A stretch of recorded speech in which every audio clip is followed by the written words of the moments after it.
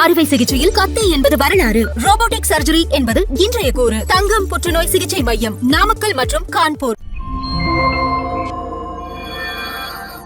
Sir வணக்கம் sir. வணக்கம்மா. Sir, ஒரு எம்பிபிஎஸ் படிச்ச பெண் ஒருத்தவங்க திருமணமான 10 மாதங்களே தற்கொலை பண்ணி இறந்து போயிருக்காங்க. இதுல பல தகவல்கள் வெளியே வந்திருக்கு. இந்த சம்பவத்துல என்ன நடந்துச்சு அப்படின்றத பத்தி சொல்லுங்க.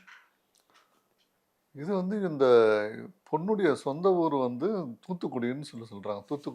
தூத்துக்குடி மாவட்டம், அது பக்கத்தில் இருக்கிற ராமநாதபுரம் அப்படின்னு சொல்லிட்டு சொல்கிறாங்க. அங்கே இந்த பொண்ணு பிறந்திருக்காங்க. அதாவது அவங்க அப்பாவுக்கு 3 பசங்க, பெண் பசங்க அப்படின்னு சொல்கிறாங்க. அதில் இந்த பொண்ணு பார்த்திங்கன்னா எம்பிபிஎஸ் படிச்சிருக்காங்க. எம்பிபிஎஸ்ல பார்த்திங்க அப்படின்னா கோல்டு மெடல் வாங்கியிருக்காங்க. அதுக்கப்புறம் எம்எஸ் படிச்சிருக்காங்க. இந்த ஒரு சுச்சுவேஷனில் இவங்க மீனம்பாக்கத்தில் இருக்கிற மத்திய அரசனுடைய கட்டுப்பாட்டில் இருக்கிற ஒரு ஆஸ்பத்திரியில் டாக்டராக வேலை செஞ்சுட்டு இருந்ததாக சொல்கிறாங்க. இப்படி இருக்கும்போது இவங்களுக்கு பெற்றோர்கள் பார்த்து தான் இந்த பையனை கல்யாணம் பண்ணி வச்சுருக்காங்க. யோகீஸ்வரன் அப்படின்ற ஒரு பையனை பார்த்து கல்யாணம் பண்ணி வச்சுருக்காங்க. இந்த யோகீஸ்வரன் அப்படின்ற ஒரு பையன் கூட சாஃப்ட்வேர் கம்பெனியில் வேலை செஞ்சதாக சொல்கிறாங்க. 2 பேரும் ஒன்றா வாழ்ந்திருக்காங்க. ஒன்றா வாழும்போது இவங்க வாழ்ந்த காலமே பார்த்திங்க அப்படின்னா 3 மாதம் தான் வாழ்ந்ததாக சொல்லப்படுது. 3 மாதம் வாழ்ந்ததுலேயே பார்த்திங்கன்னா நிறைய பிரச்சனைகள் கணவன் மனைவிக்குள்ளே வந்திருக்கு. அது எப்போ பார்த்தாலும் அந்த அந்த கணவன் நம்ம உதாசீனப்படுத்ததாக இருந்ததாகவும், அதனால் பிரச்சனைகள் வந்ததாகவும், அதுக்கப்புறம் ஏன் தன்னை உதாசீனப்படுத்திட்டே இருக்காரு அப்படின்னு சொல்லிட்டு ஒரு நாள் லேப்டாப்பை திறந்து பார்க்கும்போது பல பெண்களோட தொடர்பில் இருந்ததையும், ப்ளஸ் இவங்க வேற கஞ்சா போன்ற பழக்கங்களுக்கு ஆளாகி இருந்ததாகவும் அந்த பொண்ணு பார்த்துட்டு மிகப்பெரிய ஒரு மன உளைச்சலுக்கு ஆளாகி, அதுக்கப்புறம் சண்டை போட்டு அந்த பொண்ணு வெளியில் வந்ததாக சொல்கிறாங்க. வெளியில் கோடம்பாக்கத்தில் ஒரு அறை எடுத்து அங்கே அவங்க தாயோடு சேர்ந்து இருந்ததாக சொல்கிறாங்க.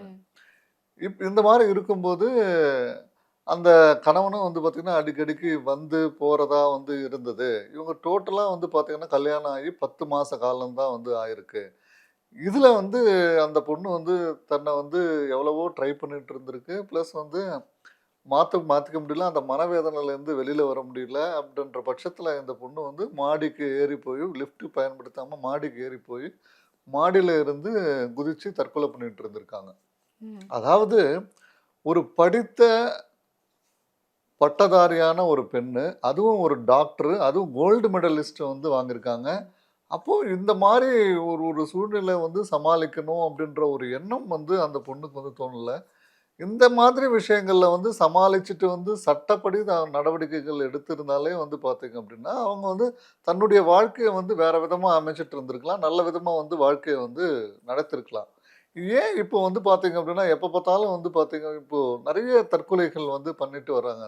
தற்கொலை பண்ணக்கூடாது. தற்கொலை பண்ணுறது பண்ணுறதுனால பிரச்சனைகள் முடிஞ்சு போயிடுமா? தன்னுடைய வாழ்க்கையை தானே அழிச்சுக்கிறதுல என்ன ஒரு சாதனை இருக்கு? இதெல்லாம் சாதனை இல்லை. இவங்கள புடிச்சுதான் திருமணம் பண்ணியிருக்காங்க. பிறகு பூனேல இவங்க இருக்கும்போது இவருக்கு நிறைய தீய பழக்கங்கள் இருந்ததாகவும், அது மட்டும் இல்லாம இந்த டேட்டிங் ஆப் மூலமா ஒரு 30க்கும் மேற்பட்ட பெண்கள் கூட இவருக்கு பழக்கம் இருந்ததுனால இவங்க பார்த்து மன உளைச்சலாகி தான் இவங்க சென்னைக்கே வந்திருக்காங்க. ஸோ இதுவும் ஒரு காரணமா இருக்கும்ல, நம்ம வாழ்க்கையே போயிடுச்சு அப்படின்றதுனால கூட இந்த ஒரு முடிவு எடுத்திருக்கலாம் இல்லையா? சும்மா இப்போ அவர் சரியில்லை அப்படின்னு சொன்னால், நீங்கள் கோர்ட்டில் நீதிமன்றத்தில் வழக்கு தொடர்ந்து கூட அவரோட நான் வாழ விருப்பம் இல்லை அப்படின்னு சொல்லிட்டு கூட இவங்க சட்டப்படியே கூட ஆக்ஷன் எடுத்திருக்கலாமே. ஆக்ஷன் எடுத்துட்டு இவங்க தனியாகவே வாழ்ந்துருக்கலாமே. அப்படி பார்த்தா அவங்களும் சம்மந்தம் இல்லைன்னு சொல்லிட்டு அவங்க பார்த்து அவங்க தப்பு செஞ்சவங்க அவங்க பாட்டுக்கு அவங்க ரூட்டை போயிருப்பான். நம்பர் 1. நம்பர் 2 பார்த்தீங்கன்னா, இல்லை நான் அந்த பர்சன் மேலே என்னை கல்யாணம் நம்ப வச்சு என்னை கல்யாணம் பண்ணிவிட்டு இந்த அளவுக்கு என்னை ஏமாற்றிட்டாங்கன்னு சொல்லிட்டு நீங்கள் சொல்லியிருந்தாங்க அப்படின்னா கூட சட்டப்படி தன்னுடைய ஆக்ஷன் எடுத்துருக்கலாம் இல்லை. அதெல்லாம் விட்டுட்டு இறந்து போகிறதுனால பார்த்தீங்க அப்படின்னா இது எதுவும் மாற போகிறது இல்லை. 1. 2வது பார்த்தீங்க அப்படின்னா இப்போ என்னமோ நிறைய பேர் பார்த்தீங்க அப்படின்னா இப்போ கணவன் வீட்டில் பிரச்சனை அப்படின்னு சொன்னால் தற்கொலை பண்ணுறது பார்த்தீங்க அப்படின்னா இப்போ கோயம்புத்தூர்லேயும் அந்த மாதிரி ஒரு பொண்ணு ஆயிடுச்சு. ப்ளஸ் இது 2வது கேஸு. ஸோ இந்த மாதிரி நிறைய இந்த மாதிரி தற்கொலை பண்ணிக்கிறதுனால ஏன் அப்போ பார்த்தீங்க அப்படின்னா சட்டப்படி நடவடிக்கைகள் எடுக்கிறதுல என்ன இவங்களுக்கெல்லாம் தயக்கம்? சட்டப்படி நடவடிக்கைகள் எடுத்தால் அந்த மாதிரி கெட்ட பையனாக இருந்தான்னா அவங்கள வந்து விலகி நீங்கள் வந்துட்டு உங்கள் வாழ்க்கை நீங்கள் வந்து பார்த்துருக்கலாம்ல, விவாகரத்து வாங்கியிருக்கலாம்ல, ம், ம். இல்லை கொஞ்சம் கோர்ட்டில் வந்து ஃபைல் பண்ணியிருந்தா இந்த இந்த மாதிரிலாம் இருக்கா, இவங்க கூட வந்து எனக்கு வந்து வாழ விருப்பம் இல்லை, ஏமாத்திட்டாங்க, இந்த மாதிரி பழக்கம் இருக்குன்னு சொல்லியிருந்தா ஆட்டோமேட்டிக்காக வந்து விலகி போயிருக்கலாம். இல்லை 2 பேருமே வந்து மனமொத்து பேசி கூட வந்து பிரிஞ்சிருக்கலாமே. 2 பேருமே வந்து நீ சரிப்பட்டு வரலப்பா, உன்னுடைய வாழ்க்கை நீ பார்த்துக்கோ, என்னுடைய வாழ்க்கை நான் பார்த்துக்கிறேன்னு சொல்லிட்டு பிரிஞ்சுக்கிட்டு கூட வந்து பார்த்தீங்கன்னா, இவங்க பாட்டுக்கு இவங்க வந்து வாழ்க்கைய வந்து வாழ்ந்துருக்கலாம். இப்போ அவ்வளோ கஷ்டப்பட்டு உங்கள வந்து தாய், தந்தையர் வந்து கஷ்டப்பட்டு வளர்த்துருக்காங்க பாவம். நீங்களும் ஒரு நல்ல கோல்டு மெடலிஸ்ட் வந்து வாங்கியிருக்கு அந்த பொண்ணு. அப்படி இருக்கும்போது, சின்ன பிரச்சனைகள வந்து இது வந்து ஏன் சமாளிக்க முடியல? அந்த அளவுக்கு வந்து மனநிலை மாறி இருக்கா? ம். அப்படின்னு பார்க்கும்போது ரொம்ப வருத்தமா இருக்கு. ஏன் சார் எல்லாத்துக்கும் சூசைட் தான் கடைசியான முடிவுன்னு நினைக்கிறாங்க? ஏன்னா ஒரு அப்பா, அம்மா வீட்ல சண்டையா சூசைட் பண்ணிப்பேன். ஃப்ரெண்ட்ஸ் பேசலையா சூசைட். லவர் சரியில்லையா சூசைட். எல்லாத்துக்கும் தற்கொலை தான் ஒரே தீர்வு அப்படின்னு நினைக்கிறாங்க. இப்ப பெரும்பாலானோர் எண்ணத்துல இந்த மாரி ஒரு விதை விதைக்கப்பட்டிருக்கு. இதற்கு என்ன இல்ல, காரணமா? இல்ல, இல்ல, இல்ல. தற்கொலை வந்து பிரச்சனைகளுக்கு தீர்வு ஆகவே ஆகாது. தற்கொலை பண்ணக்கூடாது. தற்கொலை இதுக்கு வந்து பார்த்தீங்க அப்படின்னா, நெறைய அ கவுன்சிலிங் வந்து அவங்க எடுத்திருக்கலாம். கவுன்சிலிங் எடுத்திருந்தா கூட தற்கொலை வந்து அவங்க தற்கொலையிலேருந்து வெளில வரலாம். ஏன்னா நெறைய பேர் வந்து தற்கொலை அப்படின்னு பண்றதுல கூட வந்து பார்த்தீங்கன்னா, மனநிலை இருக்கிறது பெற்றோர்கள் கண்டுபிடிச்சிட்டா கூட அவங்கள சைக்காட்ரிக் டாக்டர் கிட்ட எல்லாமே கூட்டிட்டு போறாங்க. ம். கூட்டிட்டு போயிட்டு வந்து அங்க இருக்க ட்ரீட்மெண்ட் பார்த்தாங்கன்னா, அதுலேருந்து வந்து வெளில வர்றாங்க. நெறைய பேர் வந்து வெளில வர்றாங்க. ஆனா தற்கொலை என்னைக்குமே தீர்வு ஆகாது. தற்கொலை என்பது வந்து அது ஒரு என்ன சொல்றது? மன அது ஒரு கோழைத்தனம்னு கூட சொல்லலாம். என்ன நம்ம வந்து அதில வந்து சாதிக்க போறது?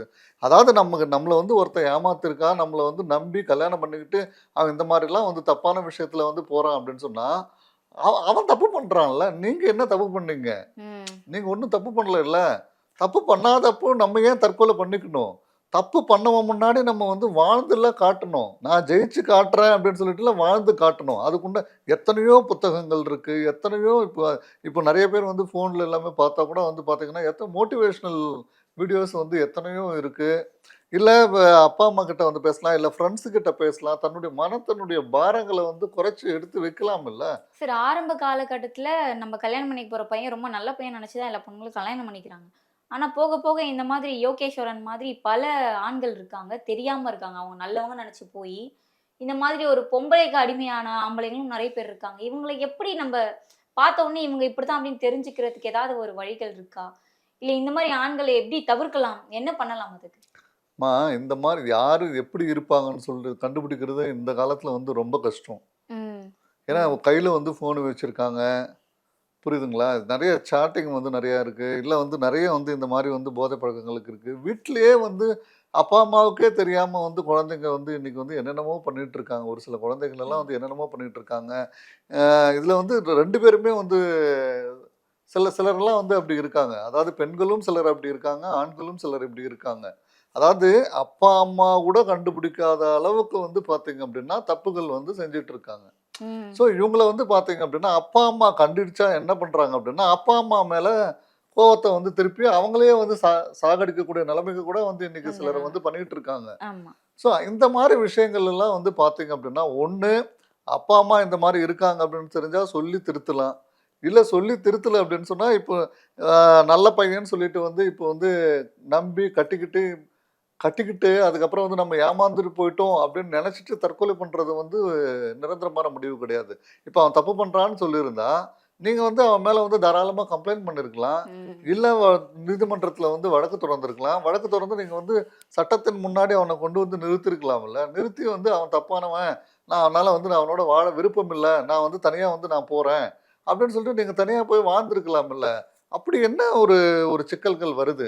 இன்னைக்கு நீங்க சொல்ற மாரி வந்து நெறைய பேர் வந்து தற்கொலை தான் அப்படின்றது வந்து விதைக்கிற விதைக்கிறதில்ல. அது வேரோட வந்து அறுத்து எறியணும். இதுக்கெல்லாம் என்ன காரணம் அப்படின்னா, வட்டம் வந்து ரொம்ப சுருங்கி போயிடுச்சு. அதாவது வந்து பார்த்தீங்க அப்படின்னா, ஒரு ஃபோன் வச்சுக்கிட்டு உட்காந்துட்டோம் அப்படின்னா, 24 மணி நேரம் வந்து போயிடுது. ம். பசங்க பசங்களா இருந்தாலும், பெரியவங்களா இருந்தாலும் டிவி பார்க்குறது இதோட தான். பெரியவங்களா இருந்தா என்ன செய்றாங்க? டிவிய வந்து பார்க்குறாங்க. பசங்களா இருந்தா வந்து பார்த்தீங்க அப்படின்னா, ஒரு மொபைல் ஃபோன எடுத்து உட்காந்துடுறாங்க. இல்ல குடும்பத்தில வந்து ஒரு தாயே வந்து என்ன செய்றாங்க அப்படின்னா, சமையல்ல போயிட்டு சமையல் வேலை பார்க்கும்போது, டிஸ்டர்பன்ஸ் பண்ணக்கூடாது. இல்ல சீரியல் பார்க்கும்போது டிஸ்டர்பன்ஸ் பண்ணக்கூடாது அப்படின்றதுக்காக, குழந்தைகள் கையில வந்து ஃபோன குடுத்துடுறது. அப்ப அவங்களுக்கு என்ன தெரியுது? ஒண்ணும் தெரியாது. அந்த ஃபோனை பார்க்க வேண்டியது. அதுக்குன்னா உயிர் இருக்கா? ஒண்ணுமே கிடையாது. அதுல எல்லா வீடியோஸும் வருது. இதுல வந்து பாத்தீங்க அப்படின்னா தற்கொலை பண்றது எப்படின்னு கூட வந்து பாப்பாங்க போல தெரியுது. பாப்பாங்க போல தெரியுது. வாய்ப்புகள் நிறைய இருக்கு.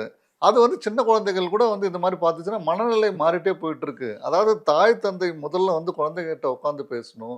இல்லை ரெண்டாவது வந்து பார்த்தீங்க அப்படின்னா ஃப்ரெண்ட்ஸ் கிட்ட வந்து பேசணும். ஏன்னா இன்னைக்கு இருக்கிற சரௌண்டிங்கு கூட அந்த ஃப்ரெண்ட்ஸு கூட வந்து பார்த்தீங்க அப்படின்னா இந்த மாதிரி நீங்கள் இப்போ வந்து பாருங்க கஞ்சா, அப்புறம் வந்து தேவையில்லாத இது பண்ணுறது, இல்லை வந்து குடிக்கு வந்து அடிமையாட்டு இருக்கிறது.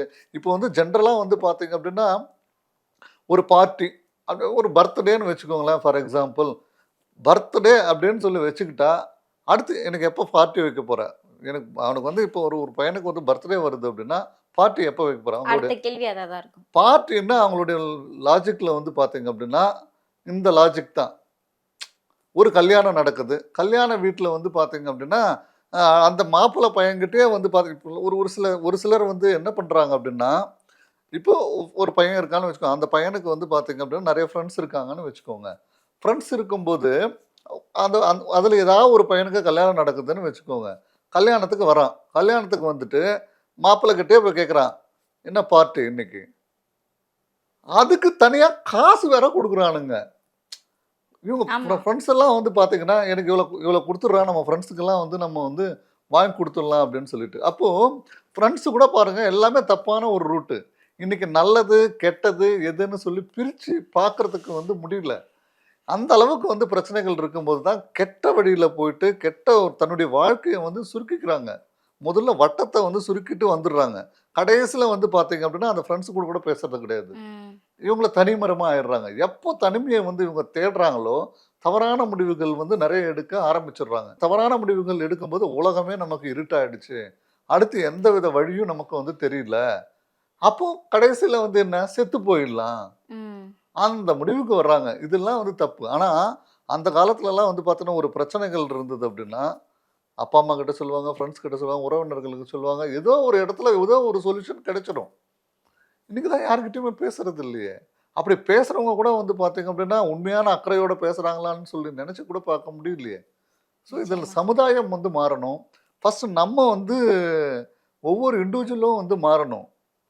நல்லா இருக்கிறவங்க கூட வந்து இன்றைக்கி வந்து தற்கொலை தான் முடிவுன்னு சொல்லிட்டு போயிட்டுருக்காங்க. இப்போ இந்த பொண்ணே பாருங்களேன், ஒரு கோல்டு மெடலிஸ்ட்டு, எம்பிபிஎஸ் ஒரு கோல்டு மெடலிஸ்ட்டு, ஒரு எம்எஸ் வந்து படிச்சிருக்காங்க. பாருங்கள், அந்த பொண்ணு நினச்சிருந்தா எப்படி வேணாலும் வாழ்ந்துருக்கலாம்ல. ஆனால் நீ யாரையும் கல்யாணமே பண்ண வேண்டாம்மா, நீ தனியாகவே வந்து வாழ்ந்துருக்கலாம். ராஜபோஜ வாழ்க்கை வந்து நீ வாழ்ந்துட்டு போயிருக்கலாம்ல. நிறைய பேருக்கு நீ சர்வீஸ் பண்ணிருக்கலாமே. உங்களால் வந்து பார்த்தீங்க அப்படின்னா நிறைய பேர் வந்து நன்மை அடைஞ்சிருப்பாங்கல்ல. அது மிகப்பெரிய ஒரு சந்தோஷம் இல்லை?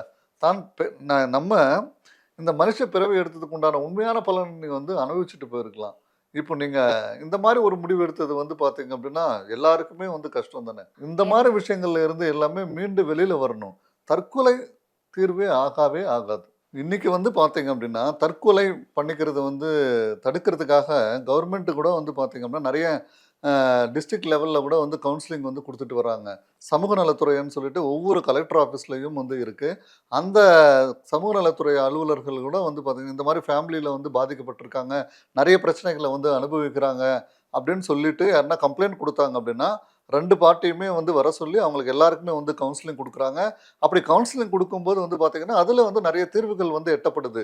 அது மட்டும் இல்லாமல் நீதிமன்றங்களில் கூட வந்து பார்த்தீங்கன்னா வழக்கு தொடர்ந்தா கவுன்சிலிங்னு ஒன்று இருக்குது. அந்த கவுன்சிலிங்கில் வந்து பார்த்தீங்கன்னா அந்த கவுன்சிலிங் வந்து 2 பார்ட்டியுமே வர சொல்லுவாங்க. 2 பார்ட்டிக்குமே வந்து கவுன்சிலிங் கொடுப்பாங்க. அந்த கவுன்சிலிங் மூலிமா கூட வந்து பார்த்தீங்கன்னா நிறைய பிரச்சனைகளுக்கு தீர்வு கிடைக்குது.